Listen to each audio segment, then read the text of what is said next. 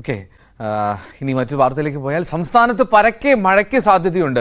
കോഴിക്കോട്, വയനാട്, കണ്ണൂർ, കാസർഗോഡ് ജില്ലകളിൽ ഇന്ന് orange alert പ്രഖ്യാപിച്ചു. കേരള തീരത്തെ ഉയർന്ന തിരമാലകൾക്കും സാധ്യതയുണ്ട് എന്നതാണ് മുന്നറിയിപ്പ്. പുലർച്ചെ കനത്ത മഴയാണ് തിരുവനന്തപുരത്ത് ഉണ്ടായത്. ഐഷത്തുൽ ഷംന ചേരുന്നു വിവരങ്ങളുമായി. ഐഷത്തുൽ ഷംന, ഈ മഴ വീണ്ടും കനക്കുകയാണ്. ഇന്നലെ മുന്നറിയിപ്പുകളൊക്കെ ഉണ്ടായിരുന്നെങ്കിൽ പോലും ഇന്നലെ അത്ര മഴ പ്രകടമായിരുന്നു. പക്ഷേ ഇന്ന് രാവിലെയൊക്കെ നന്നായി മഴ പെയ്യുന്നു, പ്രത്യേകിച്ചും ഈ തെക്കൻ ജില്ലകളിൽ തോന്നുന്നു. ഏതൊക്കെ പ്രദേശങ്ങളാണ് കൂടുതലും മഴ മുന്നറിയിപ്പുകൾ സജീവമായുള്ളത്?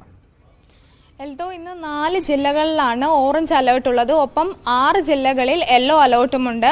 എന്നാലും കോഴിക്കോട്, വയനാട്, കണ്ണൂർ, കാസർഗോഡ് ജില്ലകളിലാണ് ഇപ്പോൾ അതിശക്തമായ മഴ മുന്നറിയിപ്പുള്ളത്. ഒപ്പം ആലപ്പുഴ, എറണാകുളം, ഇടുക്കി, തൃശ്ശൂർ, പാലക്കാട്, മലപ്പുറം ജില്ലകളിൽ യെല്ലോ അലേർട്ടും ഉണ്ട്. ഇത്തരത്തിൽ കേരളത്തിൽ വരും ദിവസങ്ങളിൽ സംസ്ഥാനമാകെ പരക്കെ മഴയുണ്ടാകുമെന്നാണ് കാലാവസ്ഥാ വകുപ്പ് നൽകുന്ന മുന്നറിയിപ്പ്. നമുക്കറിയാം, കാലവർഷം ഇത്തവണ കനക്കും, കൂടുതൽ മഴ ലഭിക്കുമെന്ന തരത്തിലൊക്കെ നേരത്തെ തന്നെ മുന്നറിയിപ്പ് ലഭിച്ചിരുന്നു. എന്നാൽ ഇടയ്ക്ക് വെച്ചിട്ട് മഴയുടെ ശക്തി കുറഞ്ഞിരുന്നു. എന്നാൽ വീണ്ടും അത്തരത്തിൽ മഴ ശക്തി പ്രാപിച്ചു വരുമെന്ന് തന്നെയാണ് ഇപ്പോൾ മുന്നറിയിപ്പുള്ളത്. ഒറ്റപ്പെട്ട ഇടങ്ങളിൽ ശക്തമായ മഴയുണ്ടാകും, ഇടിമിന്നലോട് കൂടി മഴയുണ്ടാകും എന്ന തരത്തിലൊക്കെ മുന്നറിയിപ്പ് ലഭിച്ചിട്ടുണ്ട്. ഓക്കെ, എന്താണെങ്കിലും സംസ്ഥാനത്ത് ഇന്ന് മഴ മുന്നറിയിപ്പുണ്ട്. ഓറഞ്ച് അലർട്ട് ഒക്കെ പ്രഖ്യാപിച്ചിട്ടുണ്ട്.